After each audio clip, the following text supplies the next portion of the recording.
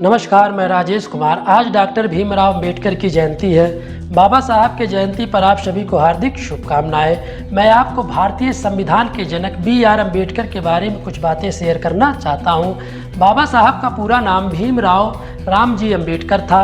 14 अप्रैल 1891 को माहू में इनका जन्म हुआ था, जो वर्तमान में मध्य प्रदेश राज्य का एक शहर है। इनके पिता रामजी मोलाजी सकपाल थे और माँ भीमाबाई थी। उन्हें लोग प्यार से बाबा साहब कह के बुलाते थे। बाबा साहब कहते हैं, शिक्षा वो शेरनी का दूध है जो जितना पिएगा उतना दहाड़ेगा। जब बचपन में बाबा साहब स्कूल जाते थे तो उन्हें अलग से टाट लेकर जाना पड़ता था, क्योंकि अन्य बच्चों के साथ उन्हें बैठने की अनुमति नहीं थी।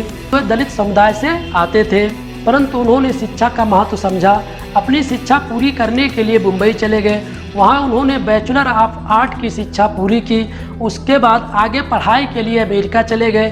कोलंबिया विश्वविद्यालय में दाखिला लिया और इंग्लैंड से अपनी मास्टर ऑफ पीएचडी की डिग्री प्राप्त की। वर्ष 1923 में भारत लौट आए। भारत में उन्होंने बॉम्बे के उच्च न्यायालय में अपनी वकालत शुरू की। को अपने अधिकारों के प्रति लड़ने के लिए और जाति व्यवस्था को समाप्त करने के लिए प्रेरित किया, और उन्होंने जाति, वर्ग और लिंग के आधार पर भेदभाव के गंभीर प्रभावों के विषय पर चर्चा किया।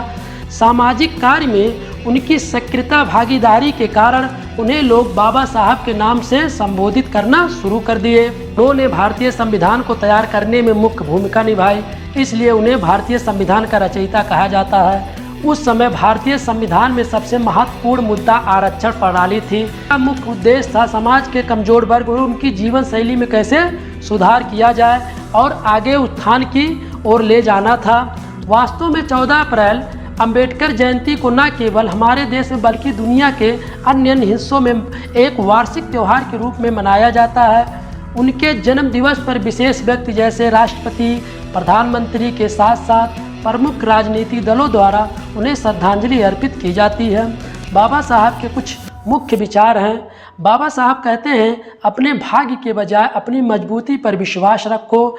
जो व्यक्ति अपनी मौत को हमेशा याद रखता है, सदा वो अच्छा कार्य करता है। जीवन लंबा होने के बजाय महान होना चाहिए। मैं ऐसे धर्म को मानता हूँ जो स्वतंत्रता, समानता और भाईचारा सिखाता हो। बाबा साहब आगे कहते हैं, जो कौम अपने इतिहास नहीं जानता अपना इतिहास नहीं बना सकता। इस वीडियो पर आपका क्या राय है, कमेंट करके जरूर बताएं। जय हिंद, जय भारत, जय संविधान।